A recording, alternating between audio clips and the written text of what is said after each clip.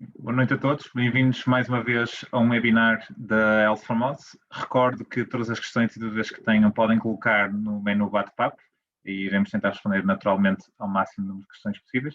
Sem mais demoras, vou passar a palavra ao professor Dr. Agostinho Marques para dar início a esta sessão. Boa noite, senhores doutores. É um prazer enorme estar aqui convosco hoje outra vez. Esta é uma iniciativa solicitada pelos colegas de Moçambique, como tem acontecido algumas vezes à Health Formose, e a que nós temos um gosto muito especial em responder e participar. Exatamente porque são habitualmente de partilha.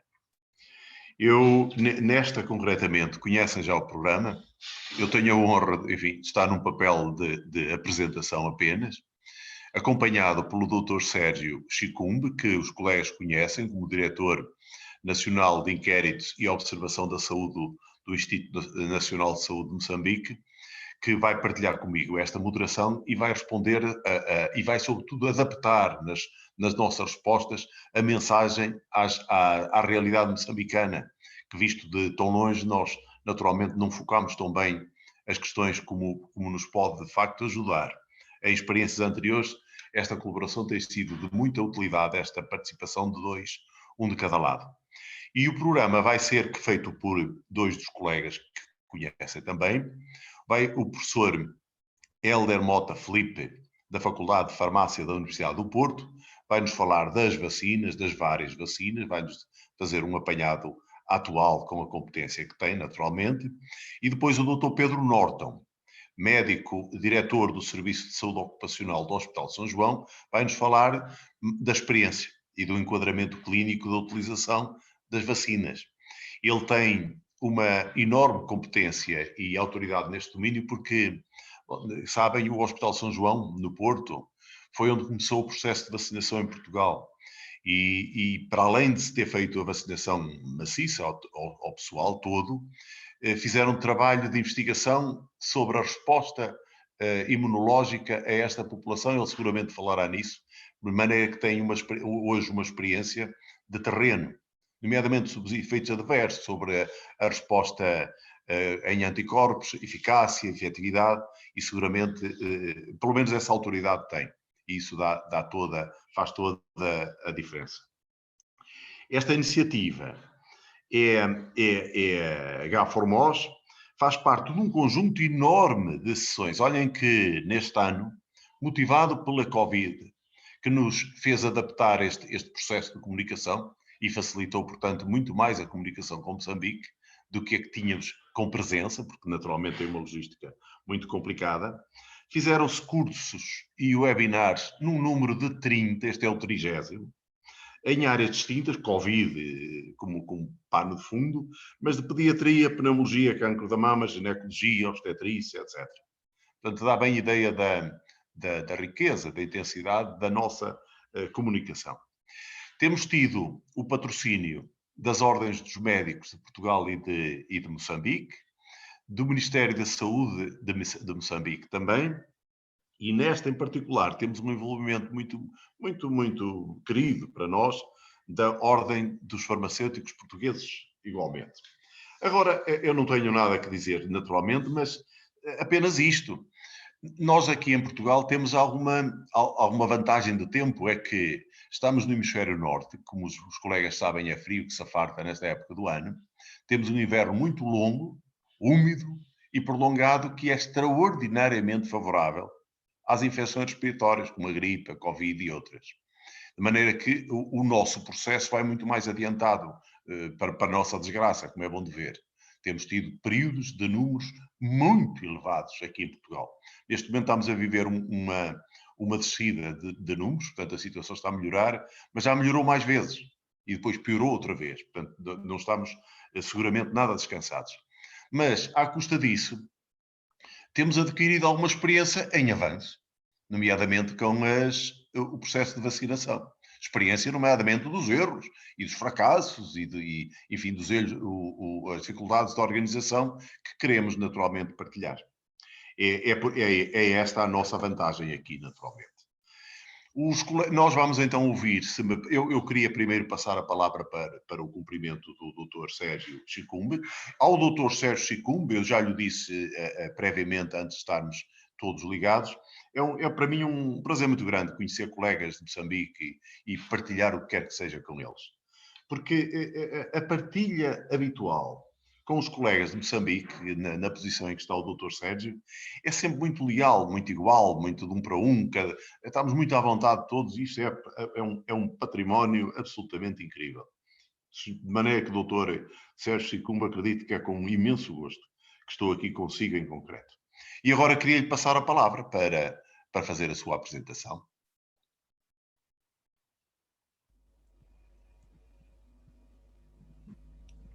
Muito boa noite, muito obrigado pela apresentação, professora Agostinho, muito obrigado pelo convite em nome do Instituto Nacional de Saúde.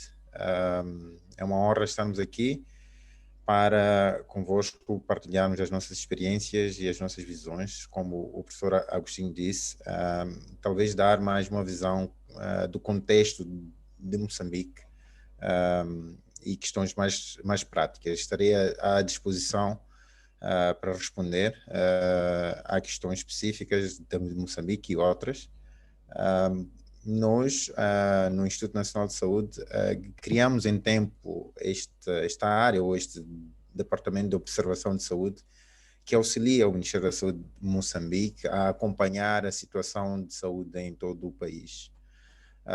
Talvez em jeito de contextualização, lembrar que em Moçambique o primeiro caso de Covid-19 foi notificado a 22 de março do ano passado, e tivemos uma ascensão lenta de número de casos registrados, tendo-se registrado o maior número de casos em torno de outubro do ano passado, com cerca de 1.500 casos semanais. E, portanto, este acompanhamento epidemiológico, claro, é muito baseado em vigilância sentinela. Não é uma vigilância muito abrangente, dadas as limitações técnicas e tecnológicas de Moçambique, do Serviço Nacional de Saúde. A melhor abordagem que julgamos que devia ser implementada uma vigilância sentinela. Portanto, quando a gente diz que na fase mais crítica da pandemia em Moçambique, no ano passado, tínhamos cerca de 1.500 casos semanais. Claro que trata-se de uma subestimação, provavelmente, do número real de casos que estivessem a ocorrer. Durante este período estivemos com medidas restritivas, não completamente restritivas, mas, por exemplo, a mobilidade com os países vizinhos, como a África do Sul, foi completamente restrita, e depois houve uma grande adesão às medidas preventivas em geral, ao longo de muito tempo, ao longo do ano passado. Infelizmente, em dezembro, houve toda uma abertura para a mobilidade entre países, a época festiva, e depois, já em janeiro, começamos a registrar 5 vezes mais casos do que registramos, por exemplo, em outubro do ano passado, cerca de 5.000, 6.000 casos semanais. E a partir daí, em termos epidemiológicos, estamos a registrar uma descida de número de casos diários relativamente lenta. Estamos agora com cerca de 3.000 casos semanais, um pouco mais de 3.000 casos semanais, ou seja, 2 vezes mais em relação ao pico, chamemos assim, no ano passado, mas certamente uma redução importante quando se compara com o número de casos que tivemos no final de janeiro, que eram de cerca de 6.000 casos. Neste momento estamos com cerca de 3.000 casos semanais. A situação tende a melhorar, e felizmente, além das medidas em geral de saúde pública, higiene em geral, Felizmente, Moçambique começa já a receber a vacina. Há um plano nacional de vacinação. A intenção é cobrir 55% da população, cerca de 17 milhões de indivíduos, mas em várias fases, 4 fases subdivididas em subfases.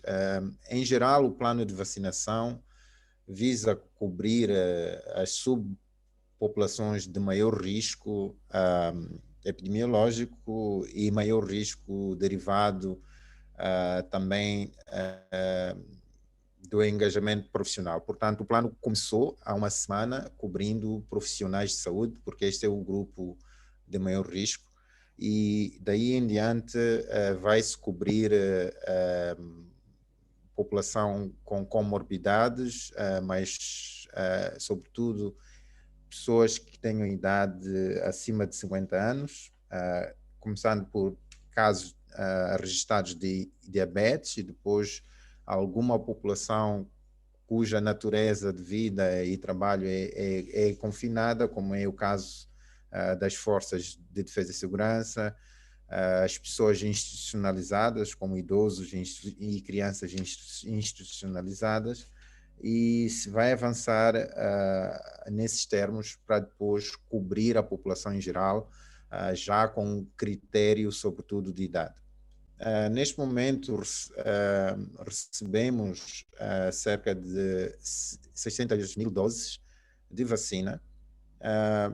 200 mil doses foram doadas pelo governo chinês, que é uma vacina inativada da Sinopharm, mas também recebemos 100 mil doses doadas pelo governo indiano, que é a Covishield, a vacina é Covishield, e depois pelo mecanismo COVAX recebemos cerca de 384 mil doses. Portanto, daria com este lote de vacinas para cobrir cerca de 300 mil pessoas, se considerarmos que são 2 doses por pessoa. A estratégia é de vacinação tanto por postos fixos como por brigadas móveis, e há muito envolvimento de várias partes interessadas, incluindo a sociedade civil, na monitoria deste processo. Devo finalmente dizer que, enfim, Moçambique é muito extenso, são 154 distritos, 11 províncias, e temos uma cadeia de frio bem estabelecida, mas que constitui um fator de limitação para o tipo de vacina que podemos acomodar. A nossa cadeia de frio do nosso programa alargado de vacinação tem, digamos, capacidade para temperaturas entre 2 e 8 graus centígrados. Então, as vacinas têm que corresponder a este critério. E, por outro lado, temos a Autoridade Nacional de Regulação de Medicamentos e Produtos Farmacêuticos, que vai fazer o registro das vacinas sob critério de que essas vacinas tenham pelo menos uma eficácia para prevenir doença grave de pelo menos 60%, que sejam seguras e que tenham alguma pré-qualificação da Organização Mundial da Saúde. Este é o panorama geral. Estarei à disposição para questões mais específicas e passaria talvez a palavra para o Dr. Pedro ou para a coordenação. Muito obrigado pela atenção e estou aqui à disposição. Ouviríamos então em primeiro lugar, como está combinado, o professor Hélder Mota Filipe. Obrigado, professor Agostinho Marques. É um prazer. É uma pessoa que eu muito admiro, é um prazer participar numa sessão em que é um dos moderadores. Cumprimento também o outro moderador, o Dr. Sérgio Chicumbe. Um cumprimento muito especial à professora Carla Rego, que me fez este amável convite e que eu com muito prazer aceitei, e ao Dr. Pedro Norton também, e a todos os que nos estão a assistir e que vão participar nesta sessão. E gostava de lembrar uma coisa, eu sou farmacêutico, de formação e sou professor da Faculdade de Farmácia de Lisboa. O que eu gostava de sublinhar é que temos a Ordem dos Médicos, associou a Ordem dos Farmacêuticos com muito prazer e a Associação dos Farmacêuticos de Língua Portuguesa, e, portanto, é um sinal de como devemos todos ajudar a combater este flagelo que estamos a viver, e todos seremos poucos. E, portanto, este sinal de colaboração entre profissões no sentido de estarmos todos mais preparados para combater a pandemia é, na minha opinião, um sinal muito importante. Eu vou partilhar então a tela. Estamos. Muito bem.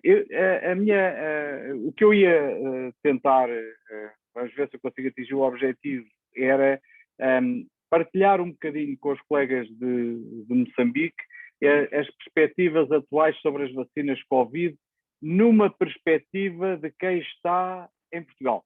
E, portanto, muitas das vacinas são provavelmente de fabricantes diferentes, os princípios são os mesmos, e, portanto, quero que me perdoem, porque eu tenho que falar da realidade que mais próxima. Apesar de tudo, há aspectos que são comuns a nível global, e este é um exemplo de como a pandemia aconteceu, por definição é global, mas como tem acontecido também todo este desenvolvimento no mundo todo, mais rapidamente numas zonas do que noutras, e dizendo muito claramente, a Europa também não é a zona onde o combate à pandemia, em termos, por exemplo, do acesso às vacinas, está a ser o mais rápido, mas gostava que víssemos isto numa perspectiva que é um bocadinho difícil de fazermos este exercício, porque estamos a viver uma situação complicada, mas se olharmos em perspectiva, nós estamos a viver uma situação há relativamente pouco tempo.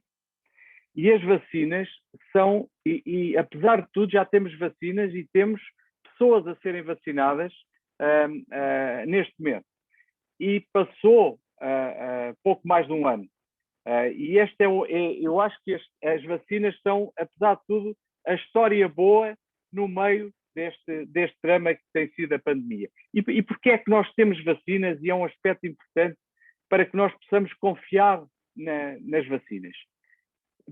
Cruzaram-se um conjunto de fatores que permitiram que isto acontecesse, que menos de um ano depois do início da doença nós pudéssemos ter vacinas, e vacinas de diferentes fontes, e até usando todas as tecnologias disponíveis para vacinas. Primeiro, porque muito evoluiu nos últimos tempos em termos de tecnologia farmacêutica no que respeita ao desenvolvimento das plataformas de vacinas. Há muito tempo que se andava a estudar e com afinco a tentativa de vacina para o ébola, mas também MERS e a clássica tentativa continuada de vacina para o HIV. E, portanto, tudo isto resultou num desenvolvimento muito grande das plataformas de fabrico e de desenvolvimento das vacinas. Depois houve um outro aspecto muito importante, e que há 15 ou 20 anos não teria sido possível. Em 2 semanas, depois de ter sido identificado o vírus, tinha sido sequenciado o seu genoma e tinha sido partilhado no mundo todo. E, portanto, o que é uma informação fundamental para o desenvolvimento das vacinas. E depois aconteceu outra coisa, que foi, neste caso, houve uma colaboração intensa entre diferentes fabricantes, diferentes companhias da indústria farmacêutica, as companhias da indústria farmacêutica com a academia, e um outro aspecto. Houve muito dinheiro que foi disponibilizado para o desenvolvimento das vacinas. E, portanto, o dinheiro, como nós sabemos, é um acelerador, quer do bem, quer do mal, e aqui parece-me que foi para o bem. E depois houve, também resultado do financiamento que foi possível, houve uma atitude de desenvolver as vacinas com o risco que não era aceitável noutras alturas, que foi, por exemplo, desenvolver diferentes fases, não sequencialmente, mas em paralelo, embora com o risco de as fases não serem bem-sucedidas e, portanto, não se ter conseguido desenvolver a vacina. E o que aconteceu em alguns casos. Mas noutros ajudou a esta aceleração. Depois, outra coisa que resulta da doença foi o elevado recrutamento e, ao mesmo tempo, a elevada prevalência da doença, porque nas vacinas eu preciso de medir o número de infectados, de pessoas que desenvolvem a doença depois de serem vacinadas. E, portanto, quanto mais prevalente for a doença, mais rapidamente nós atingimos a informação que necessitamos para a vacina. E por parte das autoridades reguladoras, na Europa, a Agência Europeia do Medicamento, mas a FDA, outras agências por esse mundo todo, uma atitude não de esperar por todos os resultados e avaliar a seguir, mas de ir intervindo e avaliando conforme os resultados foram aparecendo. Tudo isto somado permitiu que nós tivéssemos vacinas em tão pouco tempo e vacinas seguras. Esse é um aspecto que eu gostava de passar, esta noção, que apesar de termos acelerado todo este conjunto de procedimentos necessários, não queimamos etapas. E este é um aspecto muito importante para se poder confiar na informação sobre a segurança, a eficácia e a qualidade das vacinas.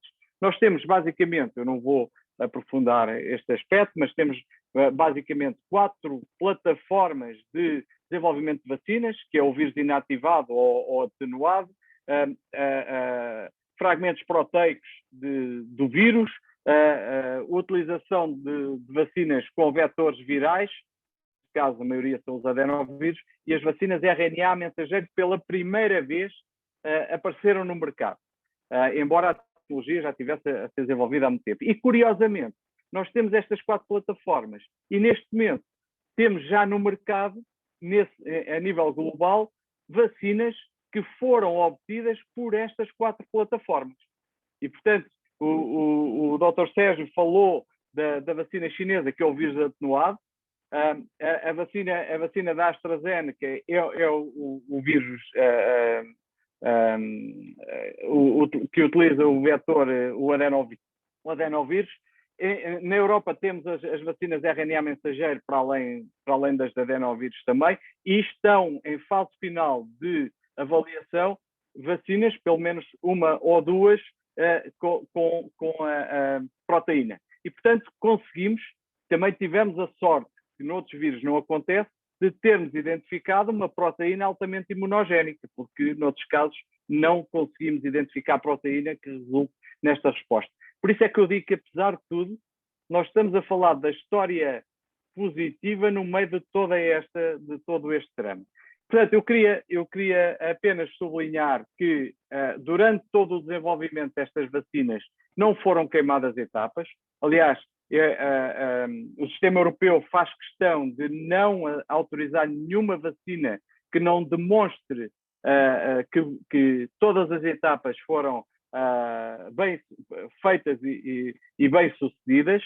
E o que aconteceu basicamente, e eu estou a falar na Europa, mas tem acontecido pelo mundo todo, porque as autoridades regulamentares trabalham em conjunto e discutiram uma estratégia conjunta para ser desenvolvida. Esta é a forma como normalmente desenvolvem as diferentes fases de qualquer vacina até chegar ao mercado, e o que se fez desta vez foi tornar em certas partes sobreponíveis e paralelas as diferentes fases. Mas se virmos aqui, não houve encurtamento de qualquer das fases. O que houve foi sobreposição daquilo que podia ser sobreposto, com algum risco de ser mal sucedido associado. E, portanto, se fizermos este exercício, este é o normal, este é o que acontece, e, portanto, a única coisa que se fez foi sobrepor fases, mas, no fim, não se autorizou nenhuma vacina sem que todas as fases estivessem completas. O outro aspecto importante é que nós temos vacinas e todas elas que estão a chegar ao mercado com uma elevada eficácia. E como é que foi medida a eficácia que permitiu que a vacina chegasse? E era importante dizer que as vacinas estão todas a ser autorizadas com uma autorização condicional, que é condicional a que se continuem os estudos e que se gere evidência. Isto faz-se noutros medicamentos também, não foi só nas vacinas, mas com o compromisso de continuar a colher evidência. Como é que se faz para quem não está tão familiarizado com com estas metodologias, como é que se fez, como é que se determinou a eficácia da vacina, os tais 94% ou 95% que as primeiras vacinas que foram aprovadas na Europa apresentaram estes valores.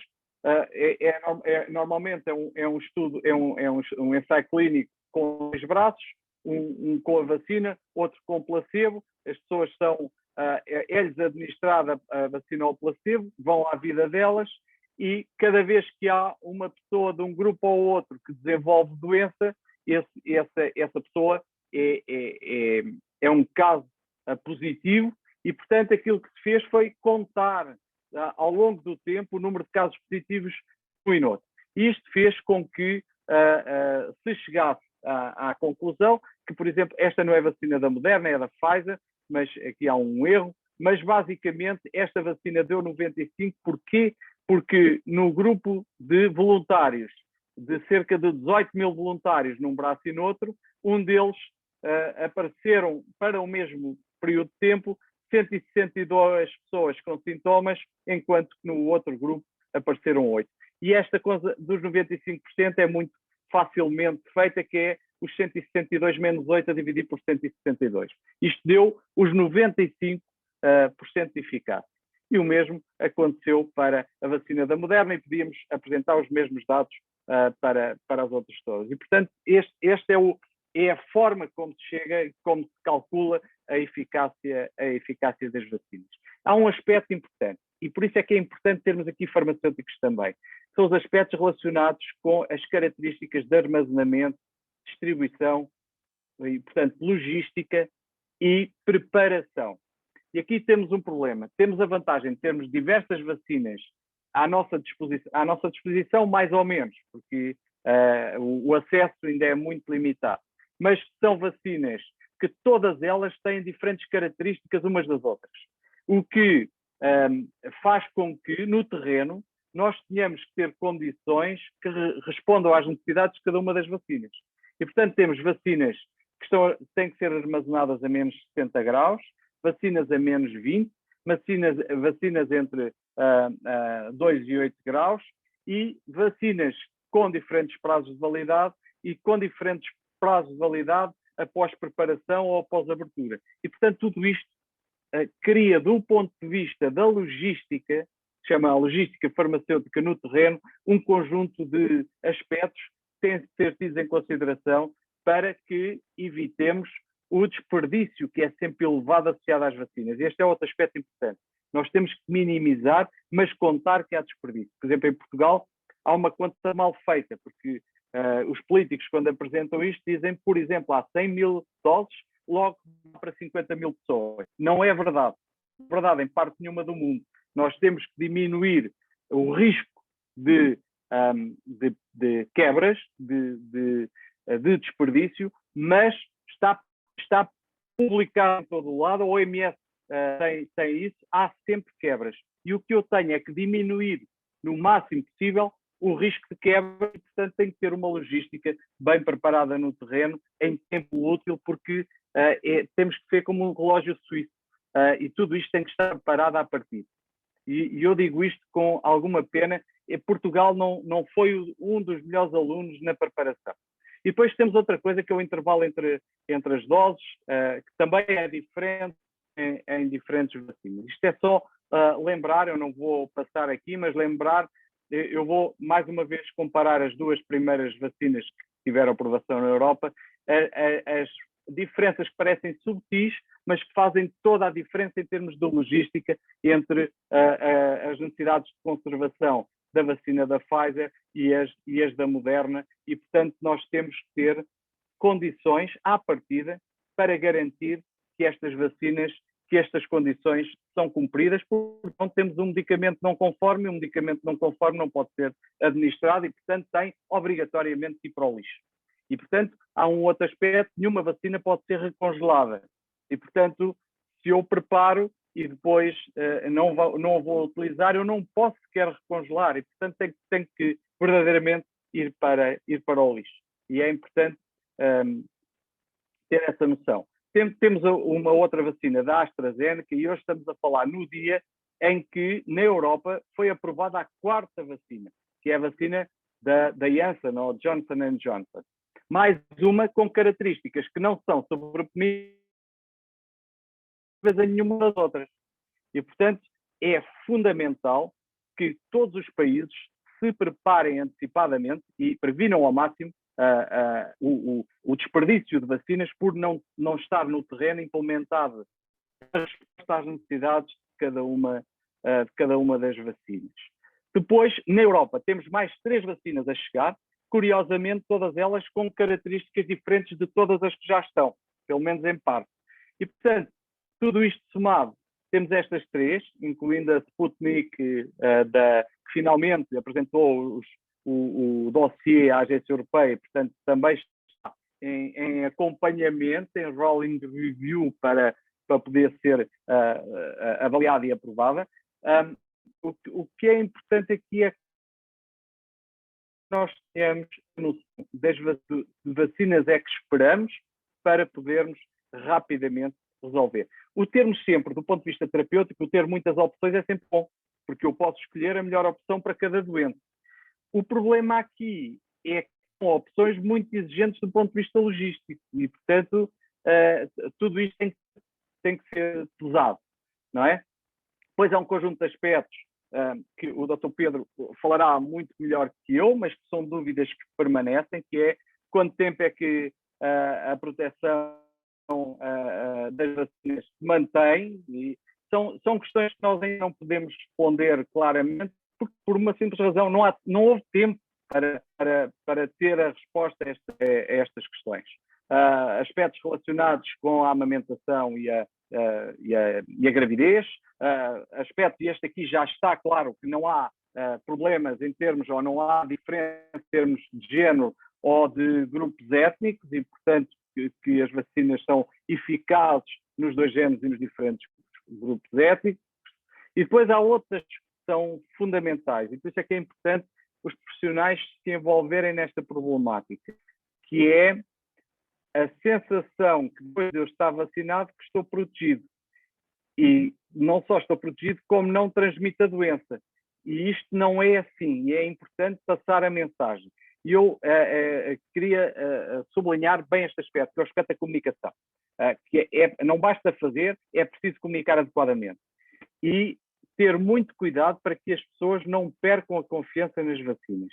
Porque nós só resolvemos o problema de vacinarmos por parte da população. E se começam a haver dúvidas, como nós estamos a viver na Europa e em Portugal também, agora com a vacina da AstraZeneca, com um conjunto de ruído e desinformação, que já ouvi hoje 3 ou 4 pessoas dizerem que tomam, se não for da AstraZeneca, é péssimo. E, portanto, tão importante como a logística é uma comunicação adequada. Eu vou, para não perder tempo ou para não gastar muito tempo, ter a noção que nós não sabemos tudo sobre as vacinas, mas que não podemos mesmo saber tudo, porque é uma impossibilidade, tendo em conta o pouco tempo que passou desde o início do desenvolvimento das vacinas.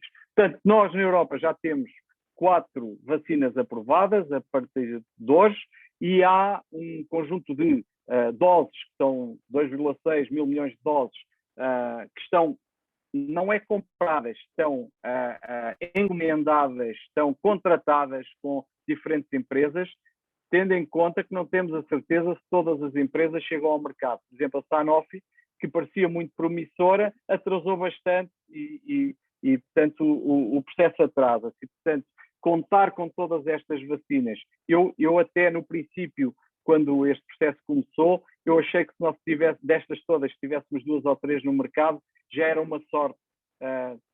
Estas chegarem ao mercado, os contratos foram feitos, ainda as vacinas estavam em fases de desenvolvimento já avançadas, mas ainda não estavam aprovadas. Na verdade, já temos 4 aprovadas e mais algumas chegarão. Não vai haver falta de vacinas, o que vai haver é falta de tempo, ou por outra, vai sobrar tempo, porque o problema é que não vamos ter as vacinas no tempo desejado. E esse é o grande problema. Já agora, e também para partilhar com os colegas o que é que aconteceu em Portugal e aprendermos com os erros dos outros.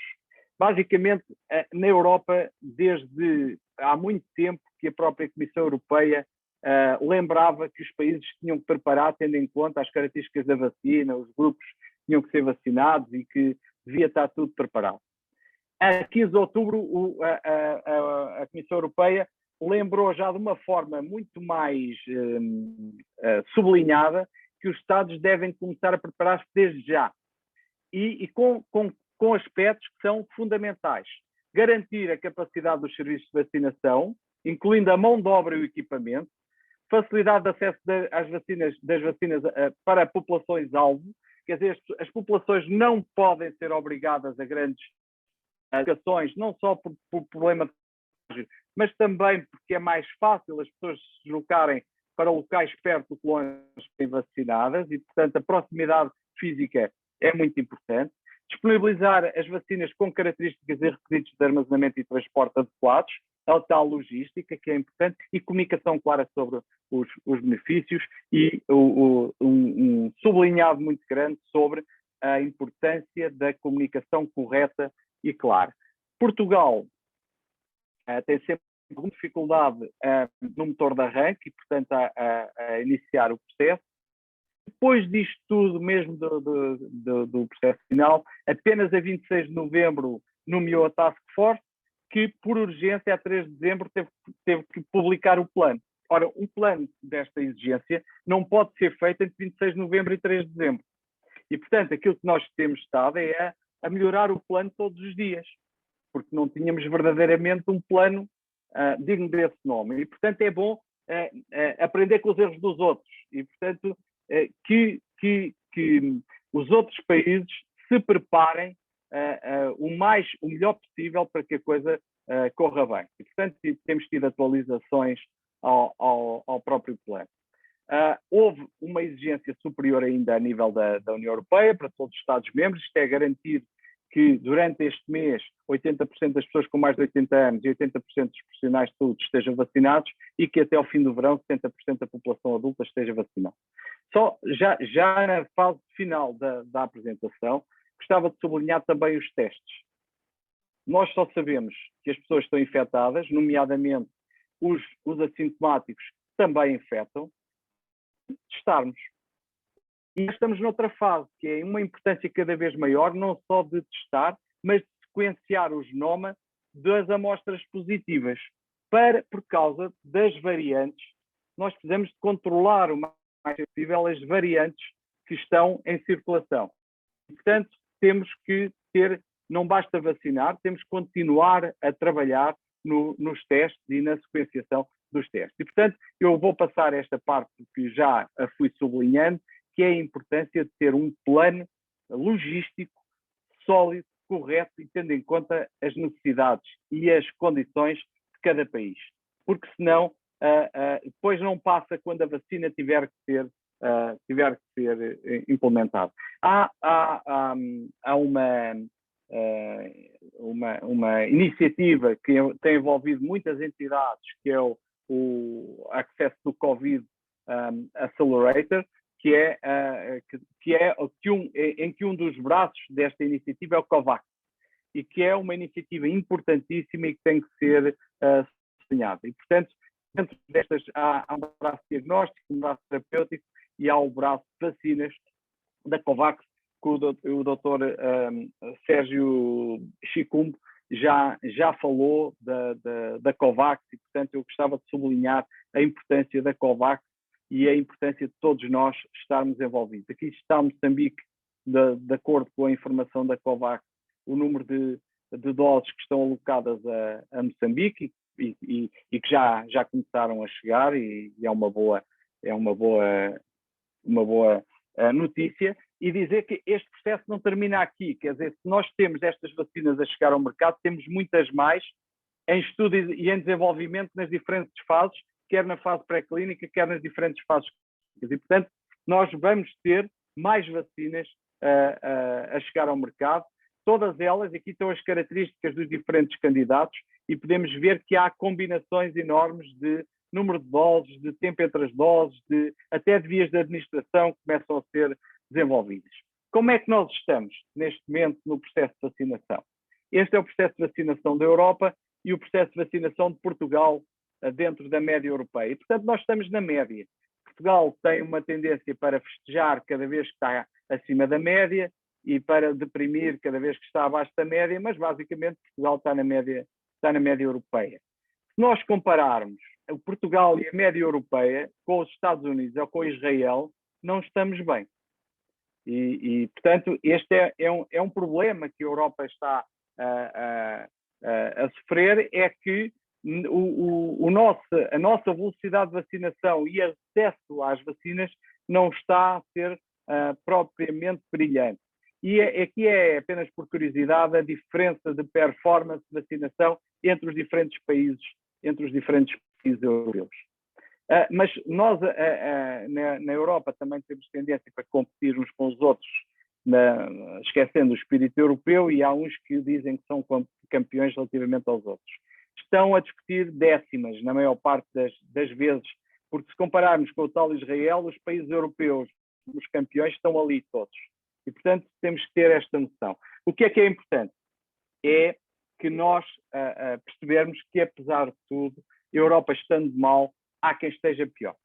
E aqui entra a África. E, portanto, o processo em África tem que acelerar rapidamente. E porquê é que eu digo que o processo em África, ou mesmo no Brasil, ou mesmo a média mundial, tem que aumentar bastante? Porque este vírus, como sabemos, não é o vírus não é o SARS-CoV-2. Este vírus é o da poliomielite. Este é que é o nosso conhecido com que estamos agora a debater-nos. Mas a poliomielite serve para claramente demonstrar que a vacinação é a chave. E aqui temos a situação da poliomielite em 1988 e em 2014. E podemos ver esta evolução, e esta evolução deve-se à vacinação. E é por isso que também aqui nós temos que pensar, e esta é uma frase que eu tirei da COVAX, que é: como uma pandemia destas de desenvolvimento tão rápido, ninguém está a salvo enquanto não estiverem todos a salvo. E este é outro aspecto importante. Nós temos que perceber que vacinas são importantes, mas não são importantes quando vacinarem todos os portugueses, ou os franceses, ou outros quaisquer. São importantes quando vacinarem o máximo de pessoas a nível mundial.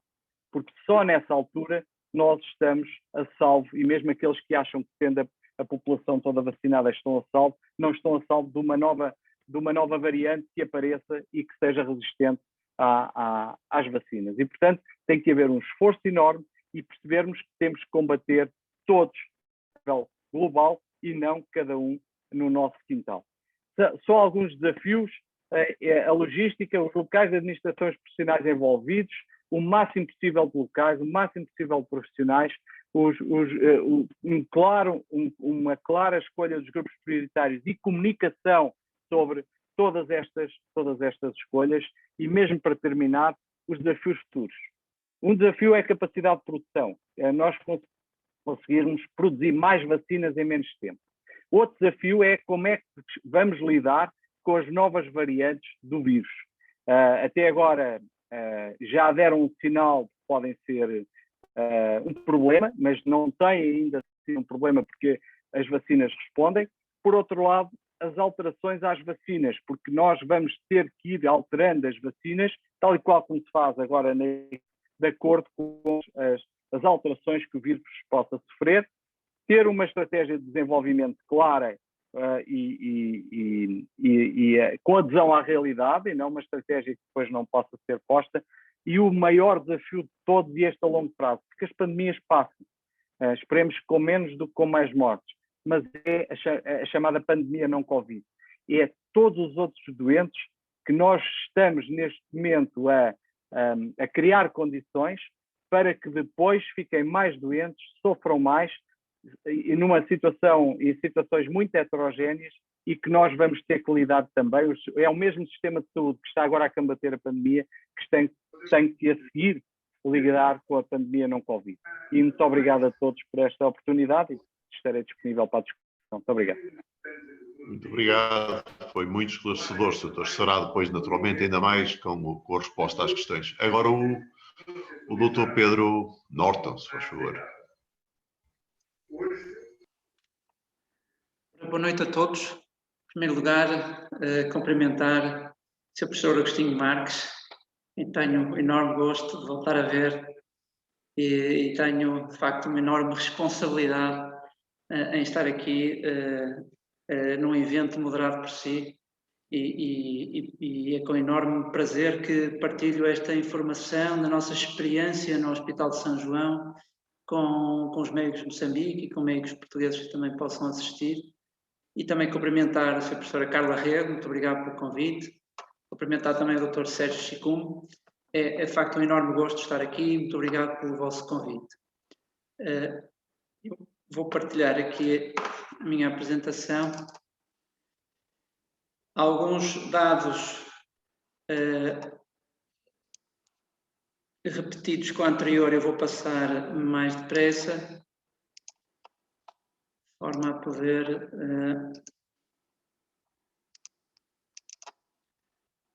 responder melhor às dúvidas que eventualmente possam ter. Ora, em primeiro lugar, gostava de facto dizer que estou a dirigir o Serviço Ocupacional do Centro Hospitalar de São João e de facto aquilo que vou passar, a mensagem que irei passar hoje, muitas mensagens são de facto já verificadas em campo, como o professor Agostinho Marques disse no início, e portanto muitas destas mensagens já foram comprovadas efetivamente no terreno.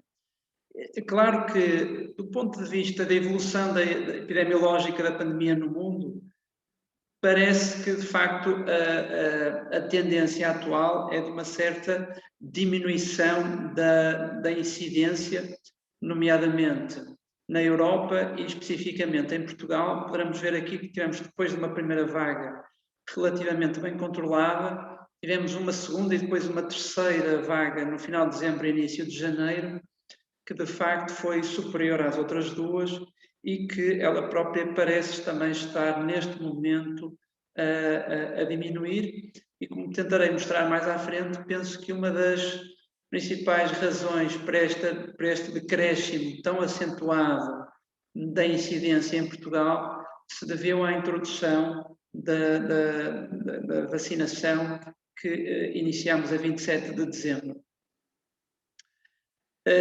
Uma vacina demora tipicamente 5 a 10 anos a ser desenvolvida. O professor, ela já falou de facto da particularidade, da singularidade que foi associada ao desenvolvimento destas vacinas que hoje temos disponíveis para a prevenção da Covid-19, nomeadamente o anúncio do genoma, da sequência completa, rapidamente, logo no início da pandemia, os fortes apoios governamentais à produção da vacina e à investigação e a adição às tradicionais plataformas de desenvolvimento das vacinas, de facto, a novas plataformas tecnológicas permitiram uma produção em massa, uma produção mais rápida e portanto, mantendo a segurança e a eficácia.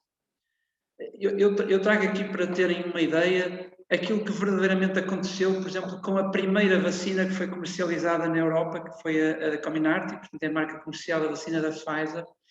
Reparem que logo em janeiro de 2020 começaram a ser testados, a vacina começou a ser testada em animais. A fase 1, que normalmente demora 1 a 2 anos a estar concluída, neste caso demorou 3 meses, para avaliar a segurança e a resposta imune, iniciou em março de 2020, os estudos fase 1. Reparem que a fase 2 e a fase 3, que normalmente têm uma duração até 4 anos,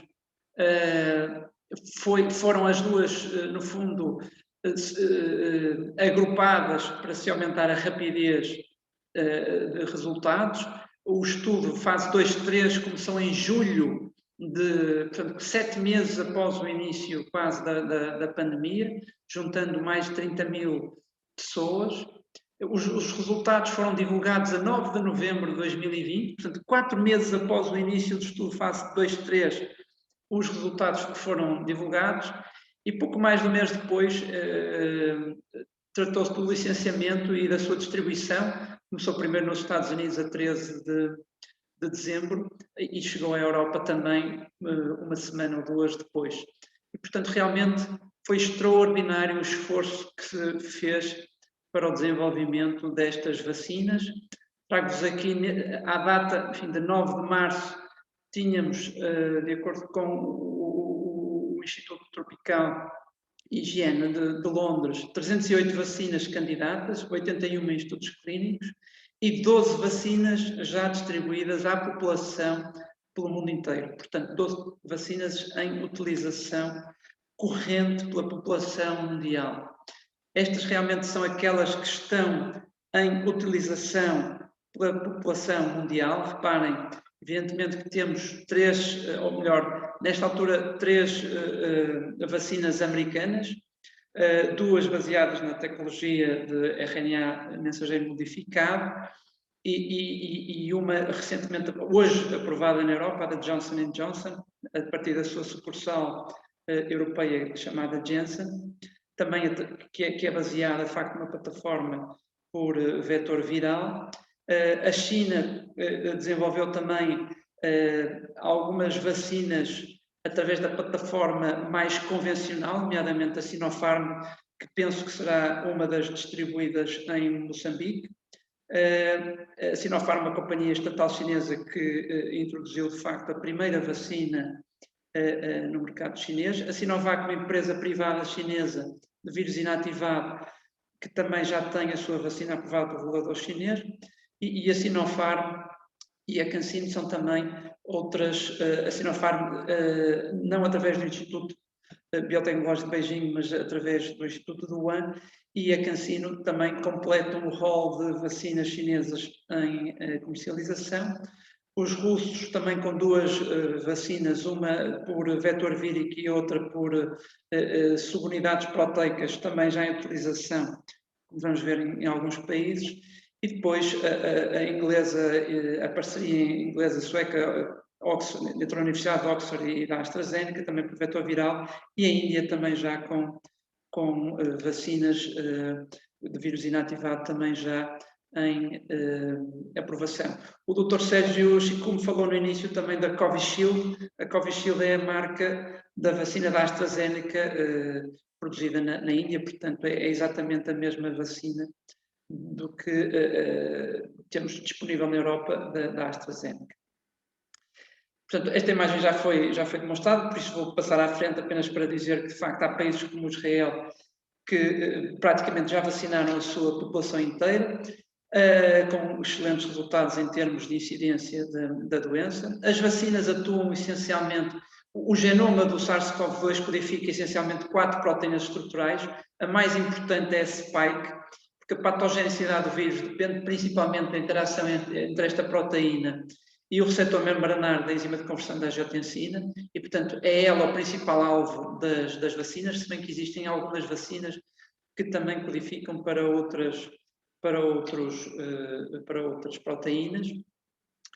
As vacinas baseadas em RNA mensageiro, de facto, foram o primeiro tipo de vacina a ser testado em ensaios clínicos. A Moderna, por exemplo, na fase 1, iniciou os ensaios clínicos em março de 2020, portanto, uma fase muito inicial da pandemia, e também foi o primeiro tipo, agora através da vacina da Pfizer, a quem foi concedida uma autorização de utilização de emergência pela Agência Europeia do Medicamento, em 11 de dezembro de 2020, logo seguido depois de 18 de dezembro pela vacina da Moderna. Elas são compostas por RNA modificado, há uma uridina que é convertida em pseudouridina e uma citosina que é mudada para a metilcitosina. Isto, no fundo, evita que as ribonucleases do organismo humano destruam o RNA mensageiro antes dele ser, de facto, útil. E este RNA é envolvido por nanopartículas, portanto, a grande inovação tecnológica é, de facto, este envolvimento do RNA em estruturas, em nanopartículas lipídicas que permitem entregar o RNA mensageiro às células do hospedeiro, onde vão codificar a tal proteína S, que depois vai ser incorporada na membrana celular e aí despertar uma resposta imune por parte do organismo. Mas estas vacinas despertam também uma imunidade celular, portanto, não conferem apenas proteção por via da produção de anticorpos, mas também há aqui alguma imunidade celular associada. E, finalmente, dizer que o RNA mensageiro deste tipo de vacinas não permanece no organismo. Portanto, ele é decomposto pouco tempo após a vacinação e, por isso, não parece existir um risco verdadeiro de mutagênese. Em relação à vacina da Pfizer, da parceria Pfizer-BioNTech, é também importante realçar que há um dos excipientes, que é o polietilenglicol, e também alguns de seus derivados polisorbados que, apesar de não estarem presentes na vacina da Pfizer, estão, por exemplo, presentes na vacina da AstraZeneca, que é um alergénio importante e que, portanto, será o principal responsável pelas reações alérgicas a este tipo de vacinas. Felizmente, à data de hoje, já com os estudos mundo real publicados disponíveis, felizmente são pouquíssimos os casos de reações anafiláticas ocorridas após a administração deste tipo de vacinas. Nós, por exemplo, na nossa experiência do Hospital de São João, em mais de 4.000 doses, em mais de 4.005 doses inoculadas em profissionais de saúde, não tivemos qualquer reação anafilática, nem à vacina da Pfizer, nem à vacina da AstraZeneca. Foram as duas até agora administradas neste centro hospitalar. As vacinas baseadas em RNA mensageiro poderão também ter uma vantagem no caso deste síndrome do Antibody Dependent Enhancement, que é uma reação paradoxal tardia após a vacinação, ou seja, é um estado pró-inflamatório que é induzido quando os anticorpos produzidos contactam com o vírus e provocam uma lesão pulmonar. Não está estudada a interação desta vacina com outras e, portanto, devemos guardar um intervalo preferencial de 4 semanas e no mínimo de 1 semana em relação à administração de outras vacinas. E também não foi estudada a intercambiabilidade desta vacina com outras vacinas contra a Covid. E, portanto, se nós dermos uma primeira dose com uma determinada marca, não deveremos completar esse esquema com outra marca. No entanto, a nossa Direção-Geral de Saúde estipula uma exceção a este caso, ou a esta regra, que é no caso de, em consulta de imunoalergologia, for concluído que esta vacina ou a da AstraZeneca está contraindicada, poderá ser recomendado iniciar ou completar o esquema vacinal com uma vacina de outra marca. Portanto, é a única exceção à regra de facto, não produzir nenhuma intercambiabilidade entre vacinas. Por outro lado, as vacinas baseadas em adenovírus. Os adenovírus são os agentes etiológicos mais frequentes da constipação vulgar e do resfriado comum. E nós sabemos que a maioria da população mundial tem imunidade contra o adenovírus. E, portanto, podemos achar que a eficácia deste tipo de vacinas poderia ser comprometida, dada esta imunidade pré-existente. E para ultrapassar este problema foram desenvolvidas vacinas de duas formas. Em primeiro lugar, vacinas que pudessem ser administradas diretamente nas vias respiratórias, por exemplo, por via intranasal. Ainda nenhuma destas chegou ao mercado, mas, por outro lado, outra solução foi a utilização de adenovírus de chimpanzé, portanto, adenovírus não humano. O exemplo típico é o adenovírus utilizado na vacina da AstraZeneca e, portanto, que escapa à imunidade pré-existente, uma vez que não é adenovírus humano e não existe, de facto, imunidade contra este tipo de adenovírus. E, portanto, o vírus vai induzir a produção de DNA na célula, mas, mais uma vez, este DNA, à semelhança do que acontecia com o RNA das vacinas da Pfizer e da Moderna, este DNA também não é, de facto, inserido no cromossoma do hospedeiro e, portanto, não parece existir risco de mutagênese. Em relação à vacina da AstraZeneca, também convém dizer que, de facto, foi das primeiras a chegar ao mercado, porque a Universidade de Oxford, que fez a parceria, de facto, com a AstraZeneca, para o desenvolvimento desta vacina, previamente já tinha desenvolvido com sucesso uma vacina eficaz contra a MERS, e, portanto, já contra uma pandemia prévia também por um vírus semelhante ao SARS-CoV-2. E, portanto, utilizaram o vetor viral geneticamente modificado, com o qual já tinham experiência, que não tem capacidade replicativa e que introduz, portanto, no núcleo celular o DNA que codifica mais uma vez a proteína spike do SARS-CoV-2. O primeiro estudo fase 3 publicado foi há relativamente pouco tempo na revista Lancet, uma das melhores revistas mundiais, médicas mundiais, em 8 de dezembro de 2020, e os resultados inicialmente foram controversos. Porquê? Porque a eficácia nos participantes que receberam as 2 doses standard foi de 63%. Enquanto que, num subgrupo de participantes que receberam uma dose inicial com metade da dose standard, seguido depois de uma segunda toma com uma dose já normal, reparem que nos indivíduos, portanto, que receberam uma dose inferior à standard, tiveram uma eficácia superior. E, portanto, algum ruído foi criado realmente à volta destes primeiros ensaios com a vacina da parceria entre a Universidade de Oxford e da companhia AstraZeneca. Ainda assim, recebeu autorização de emergência para utilização no Reino Unido a 30 de dezembro e numa colaboração inédita com os criadores da vacina russa, da Sputnik V, estão agora a desenvolver um ensaio clínico que foi iniciado agora em 14 de fevereiro deste ano, com o objetivo de verificar a eficácia combinada entre a vacina da AstraZeneca e a Sputnik V. Veremos quais os resultados desta parceria. Resumindo as principais características das vacinas atualmente disponíveis no mercado europeu, reparem que a vacina da AstraZeneca é dada a um intervalo, com 2 doses intramusculares, com um intervalo de 12 semanas entre elas, e tem indicação para pessoas com 18 ou mais anos de idade, e à semelhança da Johnson & Johnson também tem indicação para mais de 18 anos de idade, e a da Moderna também. A da Pfizer, dado que nos ensaios clínicos colocou indivíduos a partir dos 12 anos, está neste momento aprovada para pessoas com mais de 16 anos.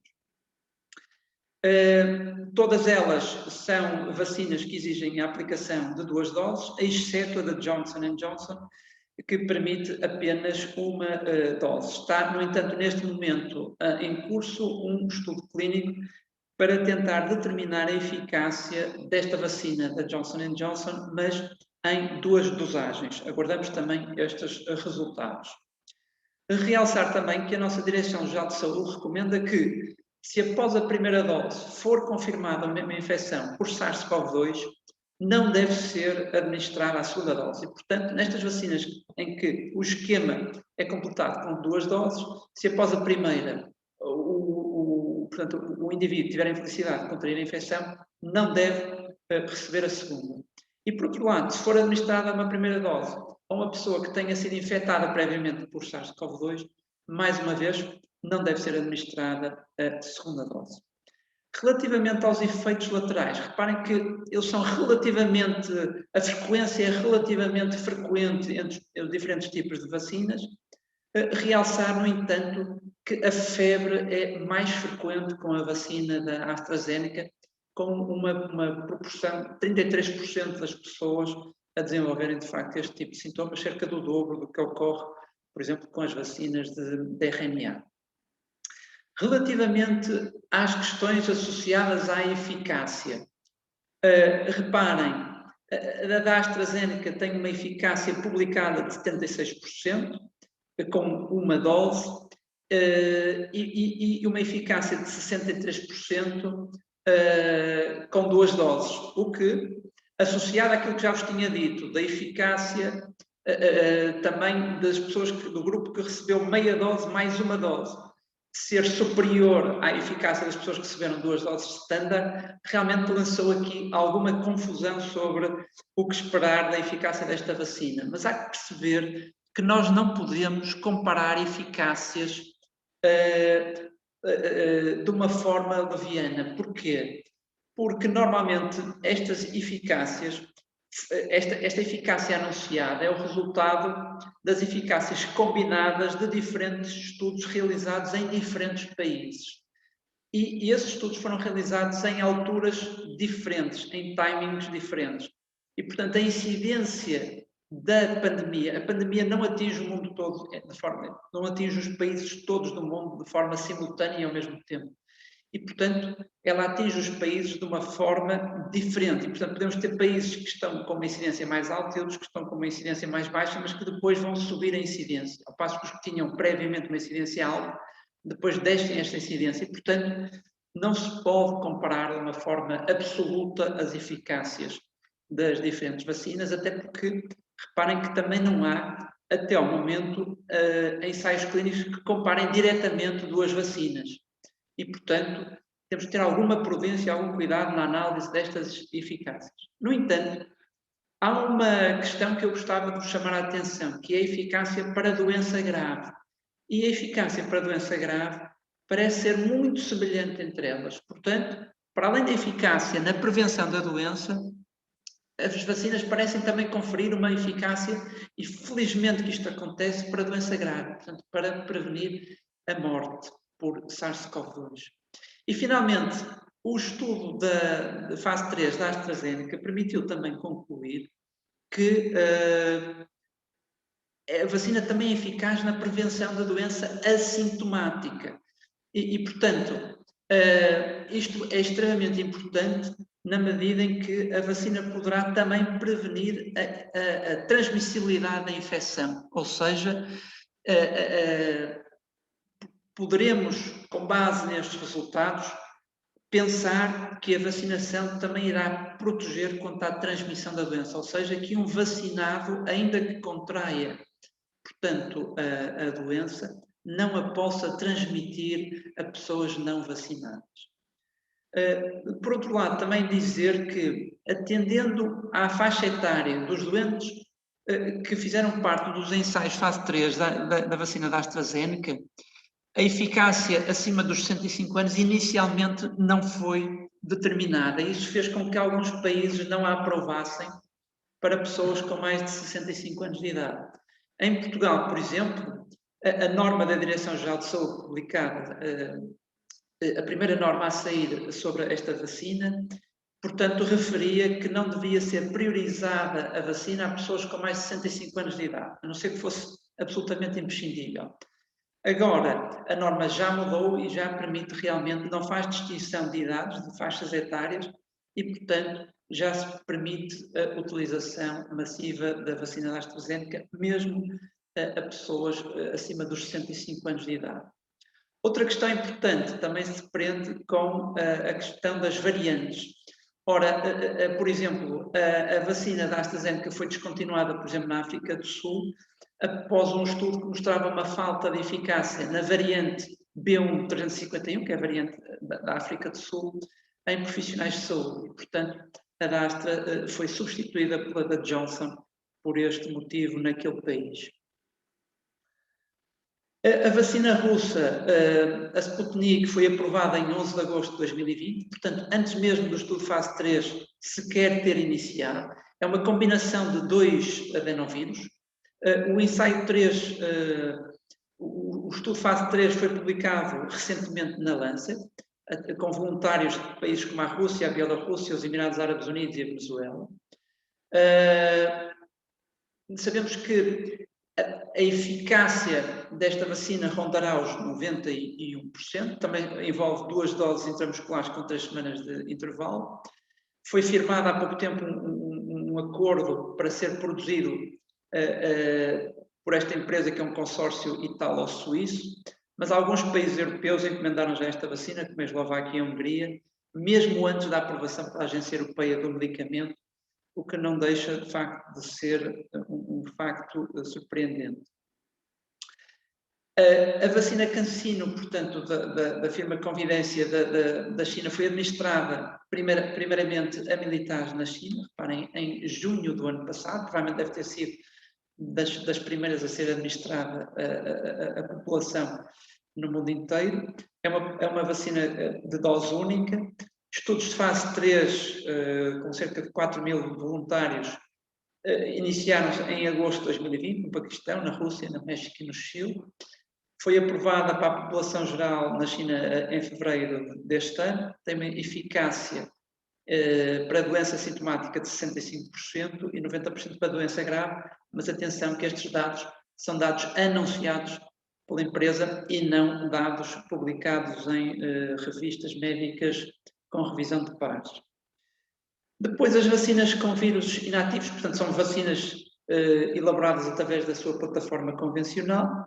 São vírus que sofrem uma inativação térmica ou química, tornando-se incapazes de se replicar, induzem uma imunidade celular, mas de forma mais fraca.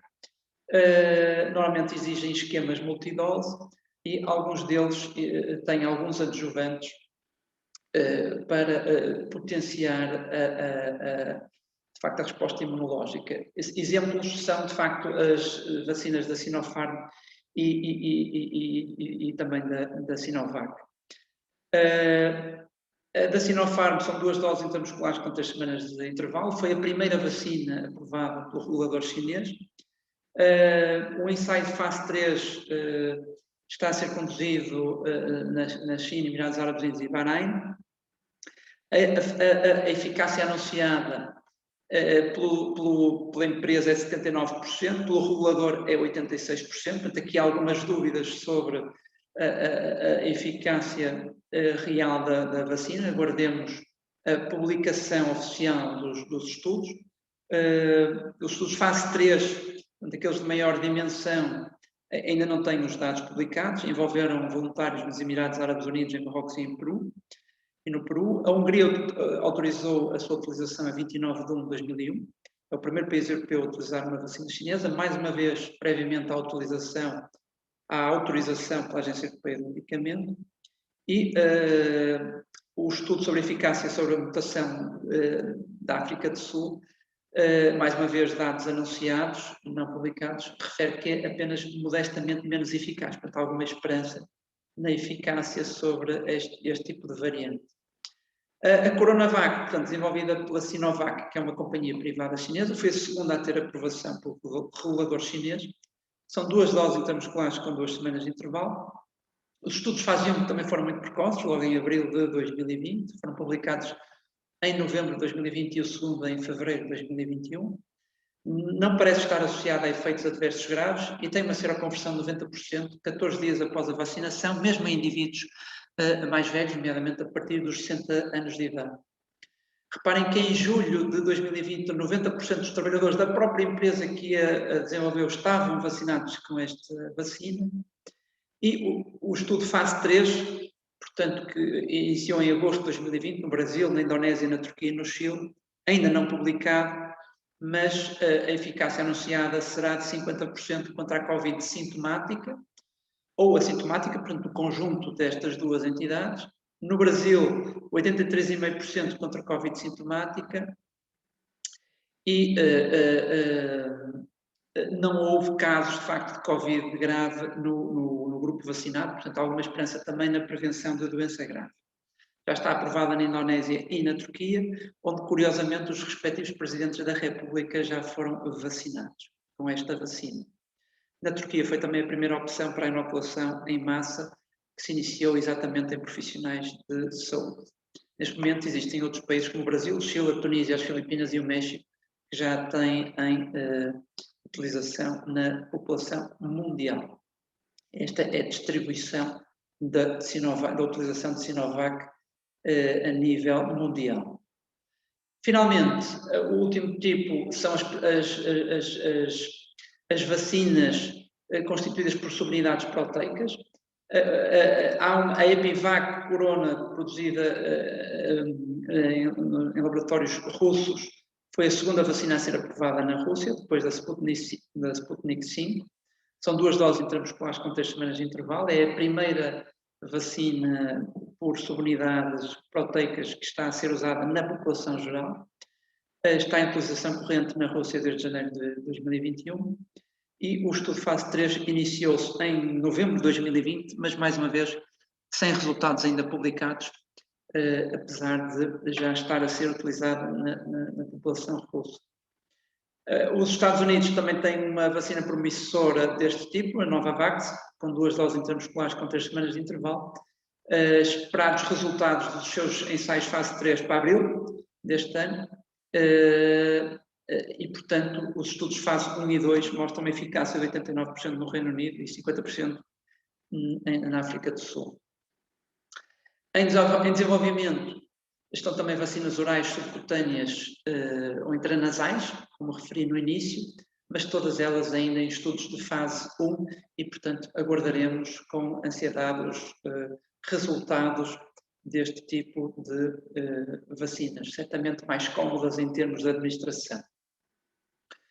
Relativamente a dados práticos para a administração das vacinas em populações especiais, a vacinação em pessoas com história prévia de Covid-19 parece ser segura, no entanto, deve ser protelada pelo menos 90 dias após a infecção, que é o período em que nós consideramos que a probabilidade de reinfecção é muito baixa. As pessoas que desenvolvam febre ou doença aguda, portanto, devem também aguardar pela resolução dessa doença antes da inoculação da vacina para a prevenção de SARS-CoV-2. No entanto, a presença de uma infecção ligeira ou febre baixa não deve causar o adiamento deste tipo de vacinas.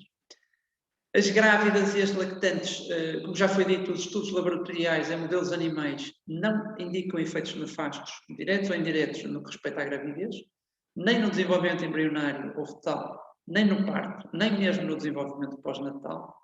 E, portanto, aparentemente, os modelos animais são seguros. Não há muitas mulheres grávidas a quem tenha sido inoculada um dos tipos de vacinas contra a Covid-19. No entanto, a nossa Direção-Geral de Saúde está a recomendar que, de facto, que se pondere muito bem o risco e benefício no caso das mulheres grávidas e, se a decisão for administrada, se o risco, de facto, de contrair Covid-19 grave for superior, de facto, então, nesse caso, estamos a recomendar a toma da vacina por parte de mulheres grávidas. Nas mulheres lactantes não se desconhece, de facto, desconhece as vacinas, especialmente as de RNA mensageiro, são excretadas no leite materno, mas não parece, de facto, mais uma vez, existir qualquer efeito nefasto sobre a criança e, portanto, não está recomendado interromper a amamentação e está recomendado, de facto, por recomendação do médico assistente, a inoculação neste tipo de pessoas. Depois, em relação às variantes, as mais comuns são três: é a variante inglesa, a sul-africana e a brasileira. Todas elas partilham alguns tipos de mutação, especialmente sobre a proteína S. As variantes parecem ser mais contagiosas, mas ainda temos algumas dúvidas sobre se terão ou não maior virulência. Há alguma evidência de menor atividade de neutralizantes anticorpos, especialmente para as variantes sul-africanas e brasileiras, como referi anteriormente sobre a vacina da AstraZeneca. Os resultados preliminares da vacina da Pfizer, por exemplo, no Reino Unido, mostram uma alta eficácia mesmo contra a variante do Reino Unido, que na altura do ensaio fase 3 era a variante dominante. E, por exemplo, com a vacina da Janssen, os níveis de anticorpos foram semelhantes entre os participantes, por exemplo, dos Estados Unidos, do Brasil ou da África do Sul, onde os diferentes tipos de variantes estavam em circulação e, portanto, a eficácia também, reforçando isso, a eficácia sobre a doença severa, não me parece, de facto, ter sido muito diferente entre estes tipos de países e, portanto, aparentemente não parece ainda existir um impacto negativo sobre a eficácia das vacinas consoante o tipo de variante dominante no país. Para terminar a apresentação, eu gostava de lançar realmente aqui algumas mensagens de esperança, à semelhança do que Shakespeare fez já, de facto, quando escreveu esta peça, A Midsummer's Night Dream. Os teatros de Londres reabriram após meses a fio de encerramento forçado à custa, de facto, de uma pandemia, não por SARS-CoV-2, mas onde as medidas de isolamento eram também mandatórias. E, de facto, quando elas foram levantadas e os teatros reabriram, o Shakespeare estreia esta peça onde a palavra-chave é contágio, mas não foi um contágio quer dizer, a palavra-chave era contágio, mas não no sentido de transmissão da doença, mas sim de contágio no sentido de transmissão de solidariedade e de amor entre de facto, as pessoas no pós-pandemia. E, portanto, se há coisa que esta pandemia, pelo menos do meu ponto de vista, trouxe, é que aprendemos a valorizar aquilo que realmente nos importa, aquilo que realmente é importante, e, portanto, é isso que teremos que pôr em prática neste período pós-pandémico. Realmente, nós precisamos, para atingir uma imunidade de grupo, com um R0 semelhante àquilo que temos observado, é imunizarmos cerca de 80% da nossa população. Mas, antes de atingirmos este patamar, trago-vos, por exemplo, as recomendações do CDC americano, publicadas em 8 de março de 2021, portanto, há pouquíssimos dias. Claro que estas recomendações são aplicáveis às vacinas que estão neste momento em comercialização nos Estados Unidos, portanto, a da Moderna, a da Pfizer e da Johnson & Johnson. Mas, e reparem aqui o início da esperança, os vacinados podem visitar outras pessoas totalmente vacinadas, já sem máscara ou necessidade de distanciamento físico. E, portanto, a transmitir aqui alguma mensagem realmente de alívio de algumas medidas de confinamento. Evidentemente que é necessário mantermos a evicção das aglomerações de pessoas e que devemos manter o uso de máscara e distanciamento físico em público ou em determinadas circunstâncias, principalmente quando estamos a visitar pessoas de alto risco de Covid-19 severa, ou em contextos hospitalares ou unidades de saúde, evidentemente, onde o risco de infecção é muito superior. Mas já levanta um bocadinho da restrição no que diz respeito às visitas a outras pessoas, nomeadamente a outras pessoas vacinadas. E relativamente aos profissionais de saúde, também outra boa notícia é que o CDC americano já permite que um profissional de saúde, mesmo após ter estado em um profissional de saúde vacinado, mesmo depois de estar exposto a um doente com Covid-19, e mesmo que este contacto seja de alto risco, já não precisa de ficar em quarentena durante 14 dias, após a sua exposição. Portanto, mais uma vez, começam a levantar o véu e começam, de facto, a transmitir algumas mensagens de esperança relativamente ao período pós-pandémico. Aqui, finalmente, gostava de vos transmitir a nossa experiência de campo. Aqui está representado o Centro Hospitalar Universitário de São João. Esta é a distribuição espacial de todos os casos de Covid-19 que tivemos desde o início da pandemia, no nosso caso, desde março do ano passado. E reparem, cada pontinho corresponde, de facto, a um caso de Covid-19 entre profissionais de saúde, e esta representação espacial permite-nos identificar alguns clusters ou alguns agregados de profissionais de saúde, desde logo, aqui à direita no Serviço de Doenças Infecciosas,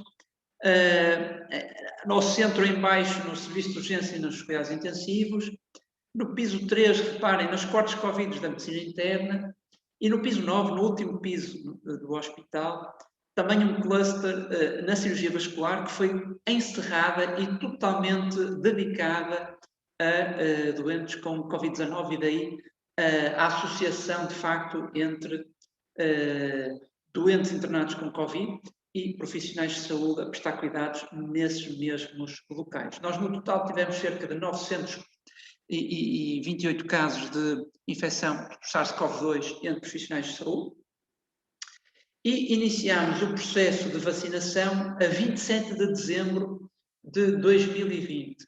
Iniciámos este processo com a vacina da Pfizer e foi complementado mais tarde com a vacina da AstraZeneca.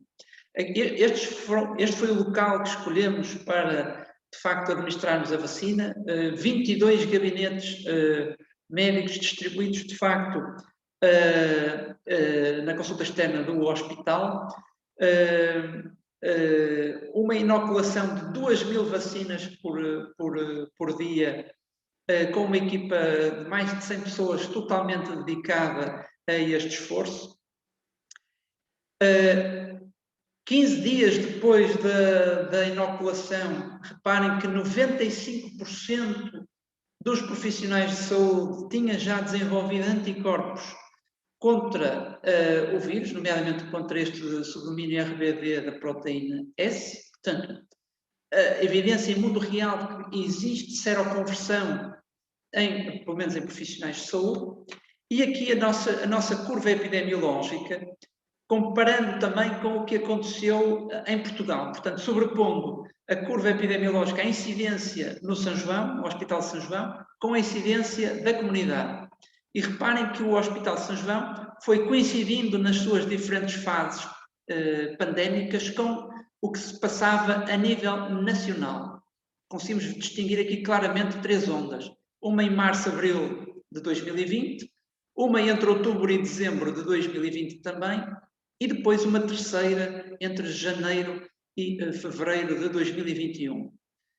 A grande diferença que ocorreu entre a nossa curva epidemiológica e a nacional é que a incidência na nossa terceira fase, ao contrário do que aconteceu com a pandemia a nível nacional, foi inferior ao que tivemos na segunda vaga. Portanto, no país, em Portugal, nós tivemos uma terceira vaga com uma incidência bastante pior do que a segunda vaga e bastante pior do que da primeira.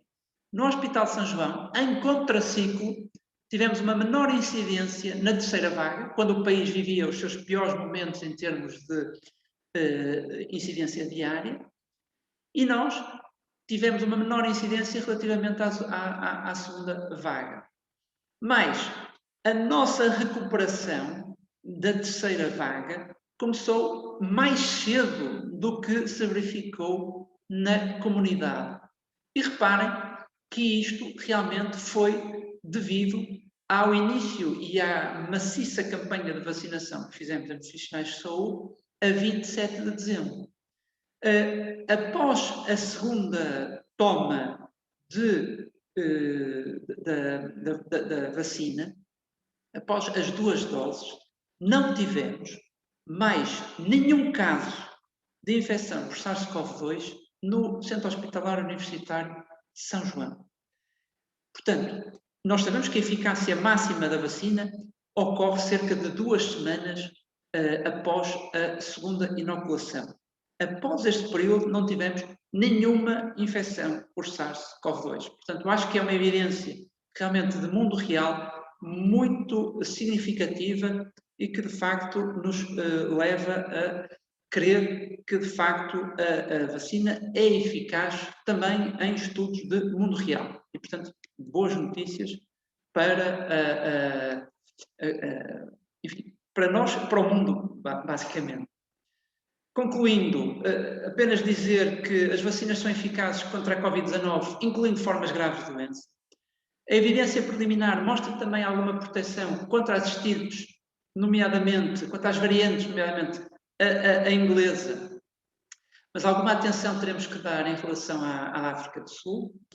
Há uma evidência crescente que também protege contra formas assintomáticas da doença, reduzindo a probabilidade de contágio, mesmo nas pessoas que contraem a doença após a vacina. E, como vos mostrei, algumas medidas de desconfinamento já começam a ser adotadas em países onde a vacinação já está, de facto, de alguma forma adiantada. Muito obrigado.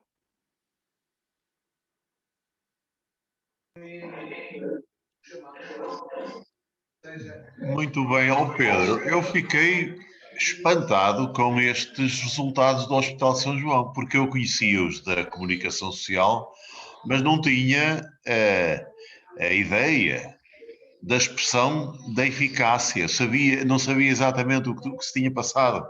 É impressionante, de facto, o efeito, sobretudo, da primeira toma. A segunda até me surpreende menos, mas a primeira, de facto, é brutal quando se comparam as incidências no país e nesta comunidade. É claro que foram 900 pessoas atingidas, portanto, há a somar à vacina o efeito de imunização da própria doença, que foi, neste caso foi expressivo também. Fiquei francamente espantado. É preciso tirar a tela, talvez tirar a tela, e Exatamente. E eu pedi agora ao Dr. Sérgio Chicumbo para moderar naturalmente a discussão, porque naturalmente virá mais do lado de Moçambique.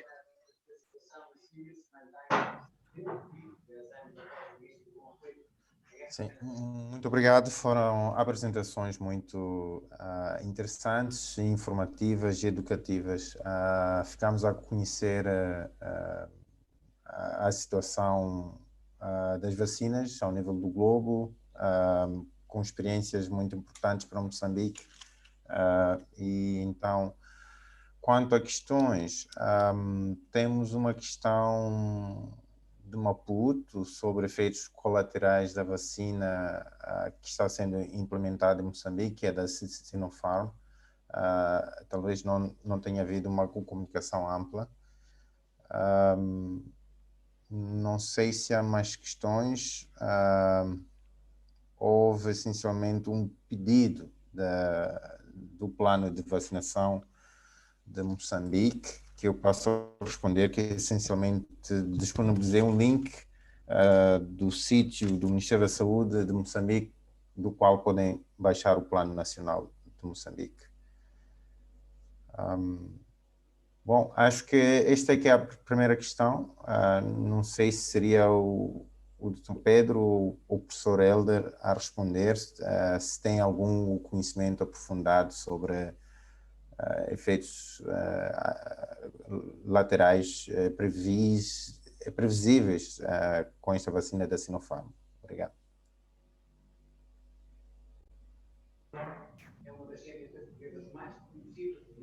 Pode, Pedro? Pedro Norton, está a ouvir-me?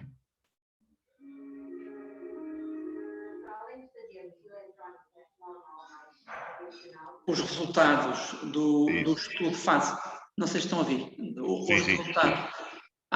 É muito importante aguardarmos pela publicação dos resultados do estudo fase 3 da vacina da Sinopharm, este estudo começou em julho de 2020 e aguardamos a publicação dos dados. Isto, enfim, tem sido infelizmente mais comum com algumas vacinas, que é as empresas anunciam os resultados antes da publicação oficial em revistas com revisão por pares e, portanto, às vezes até os reguladores, pela emergência pandémica e pela necessidade de controle da pandemia, acabam por aprovar antes de termos estes dados publicados. E, portanto, eu, com bom rigor, não consigo adiantar quais são os efeitos específicos laterais da Sinopharm. Agora, o que vos posso dizer é que o que nós temos assistido, maioritariamente, são efeitos locais, ou seja, dor no local da injeção, da inoculação, a febre tem sido mais frequente com a da AstraZeneca, por isso é possível que a vossa Covishield, que dê também em cerca de 30% dos casos febre, portanto é outro dos sintomas que podem aguardar. E depois os dois outros também muito frequentes que temos visto é a fraqueza, em quase metade dos casos, e as mialgias. Portanto, são assim realmente os sintomas mais frequentes que temos visto. Agora, efeitos sistémicos graves não tivemos, felizmente, nenhum. Anafilaxia não tivemos nenhuma. Há 4 casos descritos de paralisia facial com a vacina da Pfizer, enfim, mas cujo nexo de causalidade não foi atribuído também à vacina. E, portanto, parece-me que, felizmente, do ponto de vista de efeitos adversos graves, não existem. E os que vão existir provavelmente andarão à volta da febre, da dor no local e das mialgias e do cansaço. Muito bem. Já que falamos de efeitos adversos, professor, posso só acrescentar com um certeza. aspecto que tem a ver com o que estamos a viver na Europa neste momento com a AstraZeneca, que é o aparecimento de alguns casos de alterações da coagulação com uma morte, e que levou a que alguns países europeus, ainda antes, mais uma vez, da decisão da Agência Europeia, tivessem retirado do mercado um lote da vacina. E, portanto, é importante termos a noção que, apesar de tudo, e dos estudos que eu, por acaso, por outra razão, estive a ver hoje, que foram partilhados em termos da Agência Europeia, não há nexo de causalidade neste momento, não há uma interpretação de causalidade da vacina com estes casos. Por precaução foi retirada e, portanto, provavelmente terão ouvido também, e aquilo que se demonstra é que, apesar de tudo, não está a haver uma prevalência maior nas pessoas vacinadas com estes fenómenos do que na população em geral. E, portanto, é um efeito que foi agora publicado, tornado público há pouco tempo, mas que não continua a não haver interpretação de causalidade que demonstre que há uma ligação entre a vacinação da AstraZeneca e estes fenómenos trombóticos. Eu, se o doutor Sérgio me permite, também gostava de dizer que eu trabalho numa organização que é uma misericórdia e tivemos já umas centenas de vacinas da Pfizer primeiro e depois também da AstraZeneca, e a nossa experiência foi de facto de nenhuma única pessoa, nomeadamente o staff, gente jovem que normalmente tem reações maiores que as pessoas mais velhas, ninguém deixou de trabalhar no dia seguinte. Houve, sobretudo com a AstraZeneca, 2 ou 3 casos de febre relativamente alta, mas não mais do que isso, quer dizer, não impediu sequer a vinda ao trabalho. Portanto, a ideia que tenho, construída por uma pequena amostra, naturalmente, de 2, é que não é diferente da experiência que temos com a vacinação antigripal ou outra qualquer, não é mais preocupante. Agora, professor Helder, a mim impressiona muito o que se passa com a AstraZeneca, porque está-se a fazer qualquer coisa de insensato a esta vacina. O facto de ter limitado vários países, nomeadamente Portugal, a utilização acima dos 65 anos, contra a determinação da Europa, da Agência Europeia do Medicamento.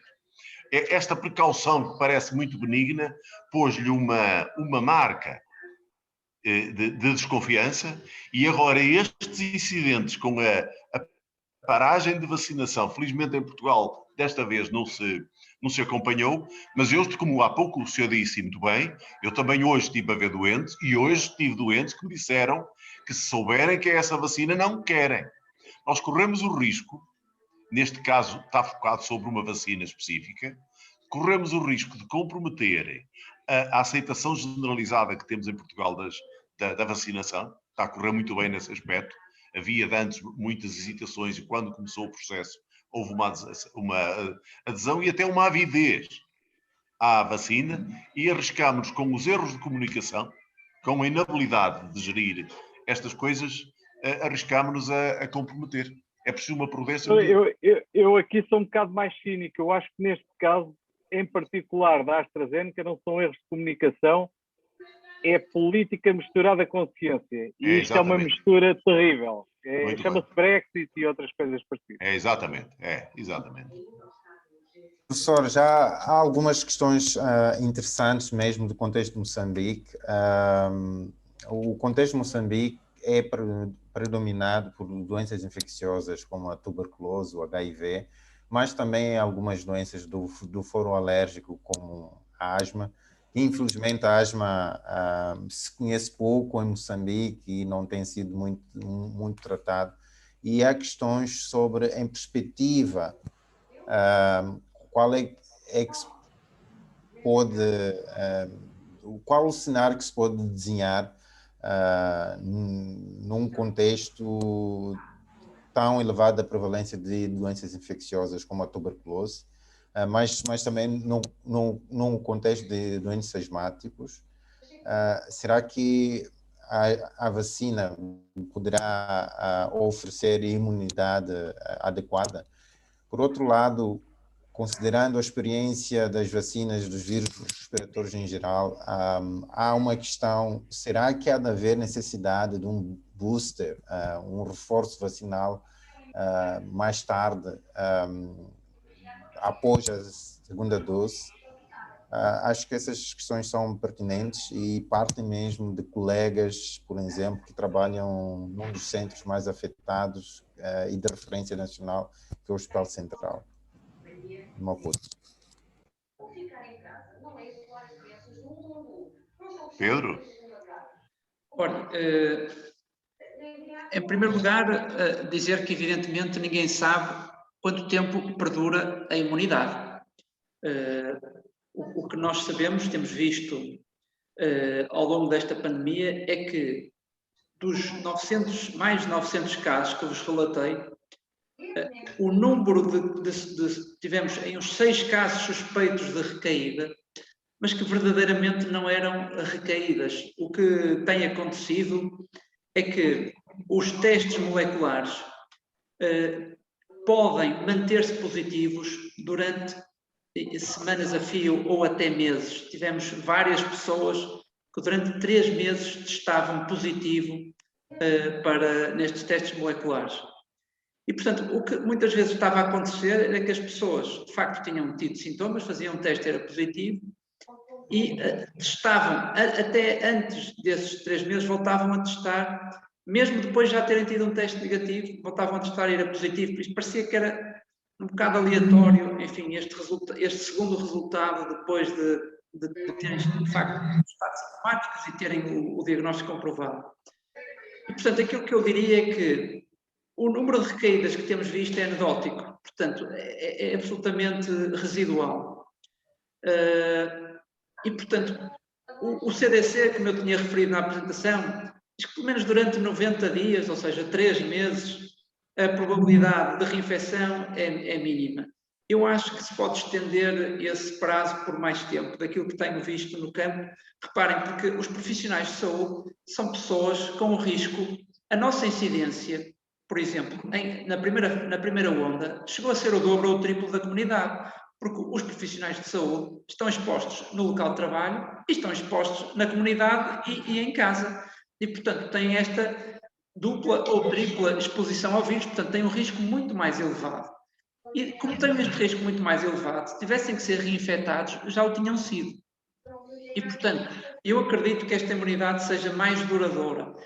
A evidência de que estes anticorpos permanecem também positivos mostra que também acompanham estes 90 dias, pelo menos estes 3 meses, não há um decaimento da resposta imunológica. Para além disso, há também outro tipo de resposta, nomeadamente a celular, que pode também demorar mais tempo. E, portanto, tudo isto junto, acredito que, de facto, realce que nenhuma destas vacinas, ao contrário das vacinas vivas, que são vacinas que têm normalmente uma imunidade para a vida toda, não é? A do sarampo, por exemplo, faz-se uma vez e depois não há boosters ao longo do resto da vida. Portanto, nenhuma delas é desenhada para ter uma eficácia para a vida toda. Agora, a questão é, provavelmente, poderemos chegar a um estadio em que, como na gripe, temos que nos vacinar todos os anos. É possível que isso possa acontecer, mas, de facto, ainda é muito precoce termos uma posição muito fundamentada sobre a duração e se vai haver necessidade de um booster ou não. A Johnson, para já é uma dose, mas tem um ensaio a decorrer para ver se 2 doses são melhores que uma. Por isso, ainda não estou convencido que realmente seja definitivo ser só uma dose para esta vacina da Johnson & Johnson. Deixa-me, Dr. Sérgio, deixa-me também formular opinião. Isto é mesmo opinião e não vale rigorosamente nada, como é bom de ver.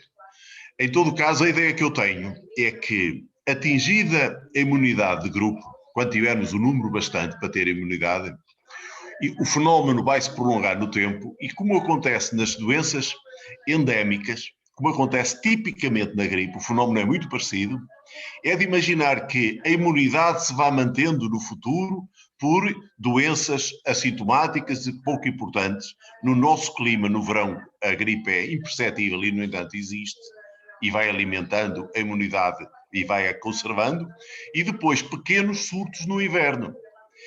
Há de ter um comportamento, penso eu, muito parecido com o da gripe, ainda que me preocupe menos que a gripe, porque a gripe é bastante mais propensa a ter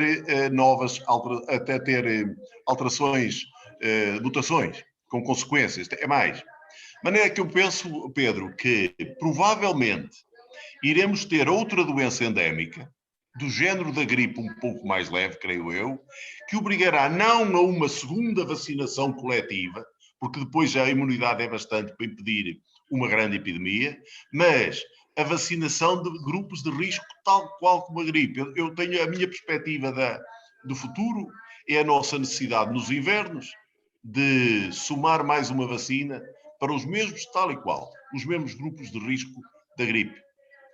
Portanto, a necessidade, eu não consigo perceber que venha a haver necessidade para outra vacina depois no futuro, quer dizer, para toda a população. Creio que não. Mas é uma conversa para daqui a 1 ano ou 2 voltarmos a ter. Eu acho que o único risco que podemos ter é neste intermédio aparecer uma variante claro, esse é o grande risco. Que não responda à vacina.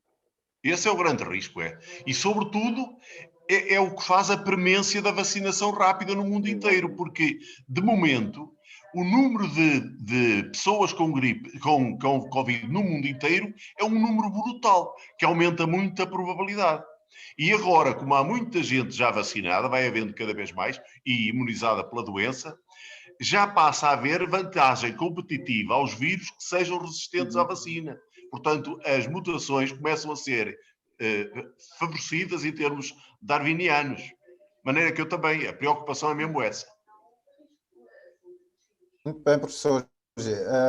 Penso que estas opiniões respondem a uma questão pertinente que tem a ver com o impacto das variantes na vacinação, mas há questões muito específicas que foram feitas relativas à vacina que foi introduzida, em primeiro lugar, em Moçambique, da Sinopharm, é uma vacina inativada, que eu acho que foi muito explícito aqui na apresentação. Ao nível de órgãos regulatórios internacionais, esta vacina carece de alguma apresentação de documentação, publicação, entretanto, ligado a aspectos de confidencialidade, a vacina, o produtor entregou às autoridades locais o dossiê sobre o desempenho de estudos